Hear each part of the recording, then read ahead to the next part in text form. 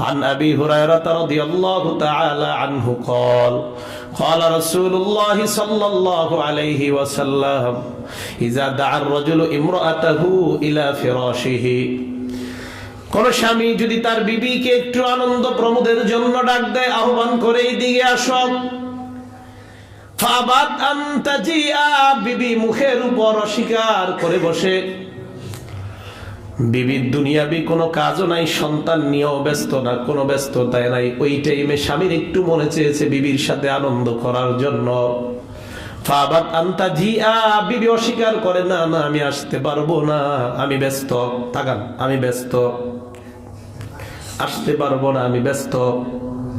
কি ব্যস্ত? রান্না। আরেক গজবে হল রান্না, মনে হয় যে 200-300 রান্না শিখছে, একটা রান্না খাওয়া নাম করে রান্না শিখে ব্যস্ত আছে, আসতে পারবে না। ফাবাত আনতাজিয়া, অস্বীকার করছে। কি বলে দেখেন নবীজি, লানাতহাল মালাইকাতু হাত্তা তুসবিহা, সারা রাত আল্লাহর সমস্ত ফেরেশতারা এই মহিলাটার উপর অভিশাপ দেয়, বলেন নাউজুবিল্লাহ। সারা রাত সব ফেরেশতারা তার উপর অভিশাপ দেয়, যত ফেরেশতা আল্লাহ বানাইছে সবাই নারীর উপর অভিশাপ দেয়। মা বোনরা ভালো করে শোনা। قال رسول الله صلى الله عليه وسلم, আল্লাহর নবী বলেন, মা মিন রাজুলিন, নবীজি কসম করে বলেন, মুসলিম শরীফের হাদিস, ওয়াল্লাযী নাফসি বিয়াদি, ওই আল্লাহর কসম যে আল্লাহর হাতে আমার জান। কসম মানুষ কেন করে? গুরুত্ব বোঝানোর জন্য। আল্লাহর নবী কসম করে বললেন, মা মিন রাজুলিন ইয়াদউ ইমরাআতাহু ইলা ফিরাশিহি, কোন পুরুষ যদি তার বিবিকে নিজের প্রয়োজন পূরণ করার জন্য অথবা আনন্দ প্রমোদের জন্য তার বিবিকে আহ্বান করে, ফাতাবা আলাইহি, বিবি মুখের উপর যদি না করে দেয়, এবার নবী কি বলে দেখেন, ইল্লা কানাল্লাযী ফিস সামাই সাখিতান আলাইহা হাত্তা ইয়ারদা আনহা। আগের হাদিসে বললেন ফেরেশতারা, আল্লাহর নবী এই হাদিসে বলেন আল্লাহ এই মহিলার উপর, পুরুষ যতক্ষণ পর্যন্ত সন্তুষ্ট না হয়, আপনার স্বামী যদি 7টা বেবি আপনার উপর অসন্তুষ্ট থাকে, মনে করেন আগামী 7 দিন আপনার উপর কষ্ট পেয়ে আছে, এই কারণে আল্লাহর নবী বলেন আগামী 7 দিন আল্লাহ তার উপর অসন্তুষ্ট থাকে, বলেন নাউজুবিল্লাহ। কসম খেয়ে বলছে নবীজি, হাত্তা ইয়ারদা আনহা।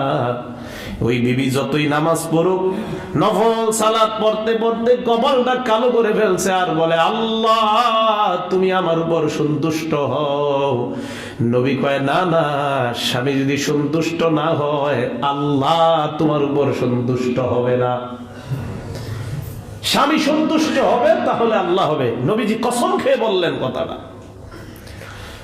আজকের ওয়াজ এই শুধু নিজেরা শুনবেন না, ঘরে গিয়ে বলবেন।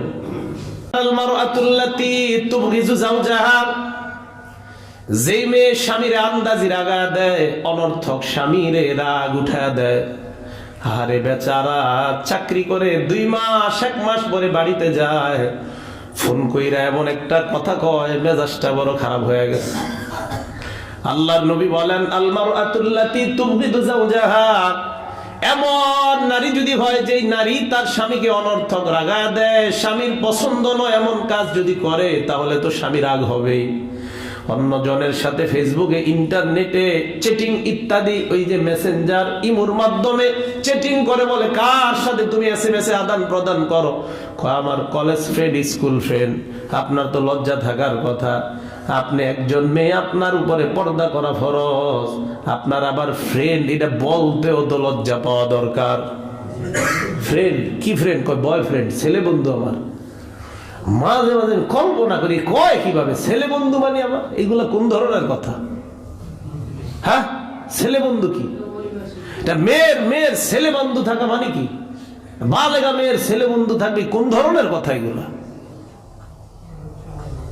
যারা পড়াশোনা করছেন কলেজের মধ্যে, যুবক ভাইয়ারা, আপনার মেয়ে বান্ধবী থাকবে মানে কি? এগুলা বলতে শরম করে না আপনাদের? মেয়ে বান্ধবী থাকবে। আর যে সমস্ত ছেলেগুলা ভার্সিটিতে পড়ে, যে দাড়ি রাখে, টুপি কয় খেত, মেয়েরা এইগুলা বলে, তো এই জন্য দাড়ি রাখে না, খেত বলে। আপনাকে যা বলার বলুক, চাচা কয় যা বলার বলুক, আপনাকে সব বলুক, একটু সহ্য করেন, মরার সাথে সাথে জান্নাত।